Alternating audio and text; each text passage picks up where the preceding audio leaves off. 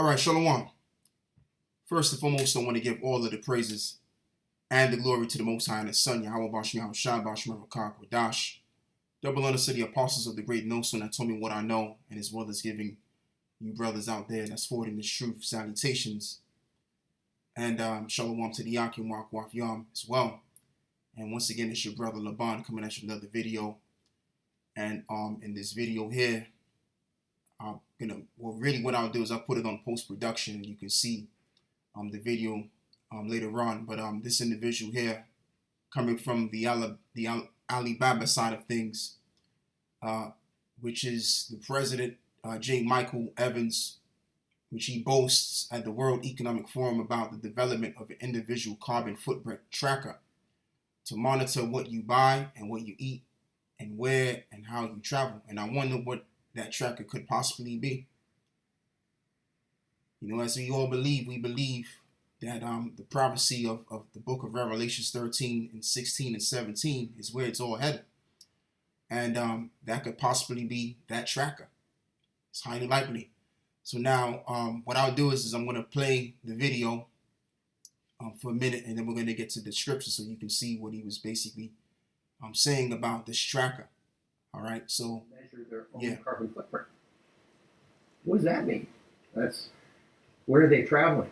How are they traveling? What are they eating? What are they consuming on the platform? So individual carbon footprint tracker. Stay tuned. We don't have it operational yet, but this is something that we're working on. All right, so there you have it. So now let's go and read the book of Psalms chapter 10, verse 4. The wicked, through the pride of his countenance. Let's go up. Psalms chapter 10, verse 3. Let's begin by reading verse 1. Why standest thou far off, O Yahweh? Why hidest thou thyself in the time of trouble? The wicked in his pride doeth persecute the poor, and let them be taken in the devices that they have imagined. For the wicked boasteth of his heart's desire, and blesseth the covetous, whom the Lord abhorreth. So they're boasting in their heart's desire. And what is their heart's desire? To simply sit as the creator.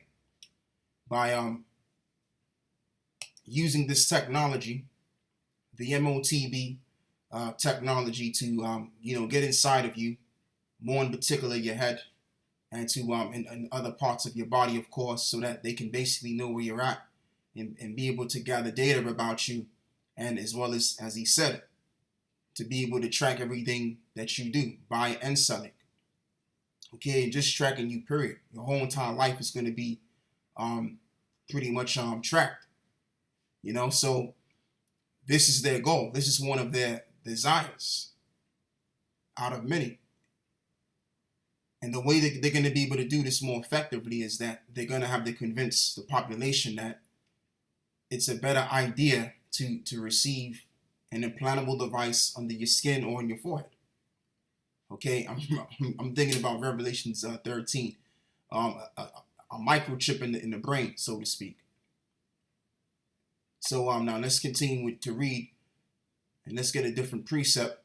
And this is Job 11 and verse 20. But the eyes of the wicked shall fail, and they shall not escape, and their hope shall be as the giving up of the ghost. Exactly. Because their wisdom and understanding, as it is written, that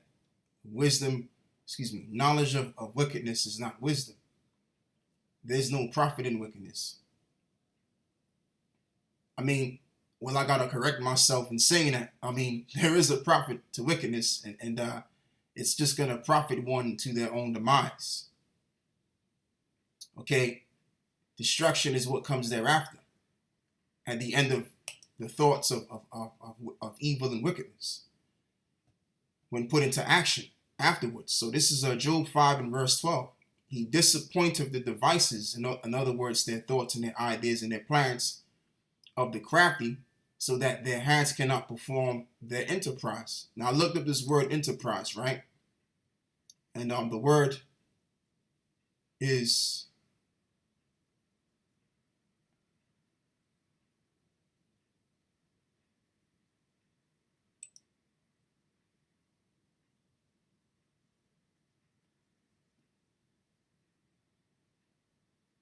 Tasha Yawa, if I'm correct. Let me see if I'm correct. Yeah, I'm correct. Tawa Shaya. Well, I'm almost correct. I'm almost correct right there. So yeah. So what it means is wisdom, sound knowledge, success, sound of efficient wisdom, abiding success, sound or efficient wisdom, abiding success, or the effect of sound wisdom. Let's look up the root here. From an unused root, probably meaning to substantiate, support, or by implication ability, i.e., direct, help, and understanding, and undertaken, understanding, enterprise, that which thing as it is, substance, sound, wisdom, working. So they believe that their wisdom of how they see to forward their one world system is going to be pretty much something to, the kind of knowledge and the way that they're going to do it is going to be efficiently in effect, which is the same word, but that's the only word that I can really use. But they believe that this idea of creating this particular world is gonna happen because it's looking more like this is very, very doable. But again, as I've said, it's gonna fail because they're only doing all of this under the intention of just being wicked. And it's their wisdom that is wicked that is going to fail them. And that's really what this is basically saying. So their efficient knowledge, which has been efficient for them to a degree, which the Lord is just allowing them, as it is written that the Lord who now letteth will let until he be taken out the way.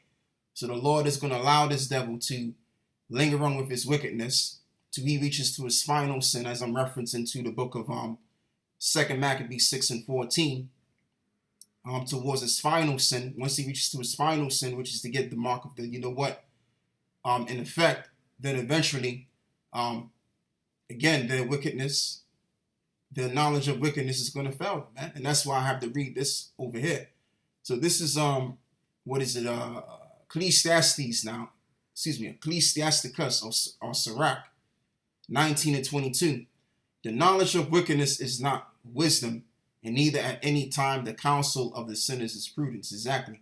So there's no wisdom in that. And wisdom is supposed to give unto you a profit, but knowledge of wickedness is not going to do that at all. Okay, all it's going to bring to you is destruction. That's what comes after the works of wickedness. So eventually, the Lord is going to pay them a visit and destroy them after they get done reaching to the height of their sins. As once again, as I'm referencing to the book of 2 Maccabees 6 and 14 in this case. And, I just want to just keep this short, straight to the point. Doesn't have to be a lengthy video. And that's all I pretty much have to say. And what I could possibly do if the Spirit gives unto me, some more scriptures in regards to this topic, I'll add more to this topic. But in this case, I feel like I've made my point on this. And I'll catch you on the next one. So with that, I say shalom.